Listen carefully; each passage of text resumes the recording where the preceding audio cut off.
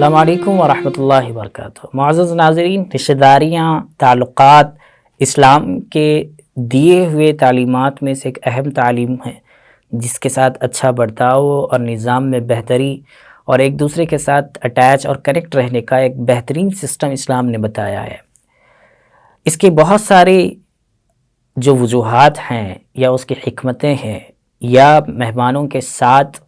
کیسے پیش آنا چاہیے، ان کا استقبال کیسے ہونا چاہیے، انہیں کیسے کھانا پیش کرنا چاہیے، کھاتے وقت میں ان کے ساتھ کیسے رہنا چاہیے،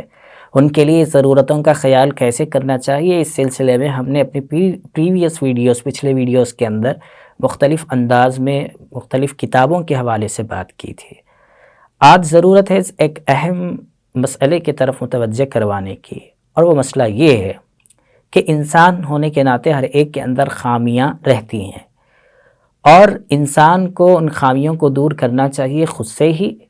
اور بعض مرتبہ ضرورت پڑتی ہے کہ وہ خامی کو خامی نہیں سمجھتا تو سامنے والا شخص دیکھ کر اسے اس کی طرف متوجہ کرے کہ آپ کے اندر یہ خامی ہے اور آپ کو اسے دور کرنا ہے۔ تو مہمان بھی جب آتے ہیں تو وہ بھی چونکہ انسان ہیں، تو بعض مرتبہ ایسا ہو جاتا ہے کہ مہمان جب آئیں اور ان کے اندر کوئی خامی دکھائی دے تو میزبان کو چاہیے کہ اس کی اصلاح کرے، لیکن ضروری ہے یہ بات کہ اصلاح کرتے وقت میں تواضع والا انداز ہو، ہمدردی والا انداز ہو، محبت والے سلوک کے ساتھ میں اصلاح کی جائے کہ بھئی آپ ماشاءاللہ آئے اور بہت اچھا دکھا، اور آپ یہاں اتنے دن قیام کیے اور ہمارے ساتھ اپنا قیمتی وقت بتایا، اور اب واپس جا رہے ہیں، ہمیں اس کا بڑا جو ہے شدت کے ساتھ احساس ہو رہا ہے کہ آپ ہم سے جدا ہو رہے ہیں۔ یہ سب باتیں ہوتے بولنی چاہیے کہ ماشاءاللہ آپ کے اندر بہت اچھی صفات ہیں جو ہم جس کو فالو کرنا چاہتے ہیں، جو ہمارے اندر نہیں ہے اور ہم اس کو اختیار کرنا چاہتے ہیں، لیکن آپ نے ایک چیز شاید آپ اس جانب توجہ نہیں کیے ہیں، وہ یہ بات ہے کہ آپ سے اس طرح کی چوک ہو رہی تھی، غالباً آپ کی توجہ اس طرف نہ گئی ہو۔ اس انداز سے ان کی اصلاح کرنی چاہیے کہ سامنے والے کو بات بھی معلوم ہو جائے اور ہمارا فریضہ بھی ادا ہو جائے۔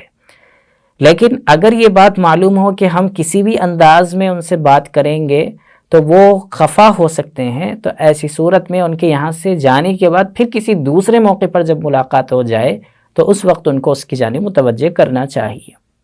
دیکھیں، اسلام نے کتنی بہترین تعلیم اور کتنا اچھا نظام انسانوں کے لیے دیا ہے۔ آج اس نظام کو نہ سمجھنے کے نتیجے میں ہر شخص اپنی اپنی جگہ، اپنی اپنی فیلڈ یا اپنے اپنے سیکٹر میں پریشان ہے۔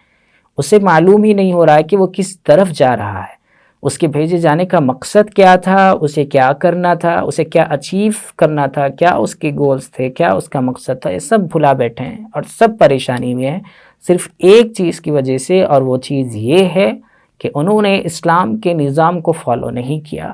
اور ظاہر سی بات ہے کہ جو نظام انسانوں کے لیے بنایا گیا تھا، انسانوں نے اسے نہیں اپنایا تو وہ خسارے میں ہیں اور غفلت میں ہیں، اور کل قیامت میں انہیں معلوم ہوگا کہ ان کو کیا کرنا تھا اور انہوں نے کیا کیا تھا۔ تو اس لیے اسلام کے اس نظام کو فالو کرنا چاہیے۔ اسی کے ساتھ یہ بات بھی یاد رکھنی چاہیے کہ گھر پر جب مہمان آ جائیں تو جو روزمرہ کا بستر ہے ہمارا، جو ہم یوز کرتے ہیں، وہ تو ہونا ہی چاہیے، لیکن مہمانوں کے لیے بھی ایک سپریٹ جو ہے بستر ہونا چاہیے کہ جب وہ مہمان آئیں تو ان کے لیے ہی یوز کیا جائے۔ یہ اخلاقیات میں سے ہے۔ اور اس میں ایک بات یہ بھی یاد رکھنی چاہیے کہ مہمان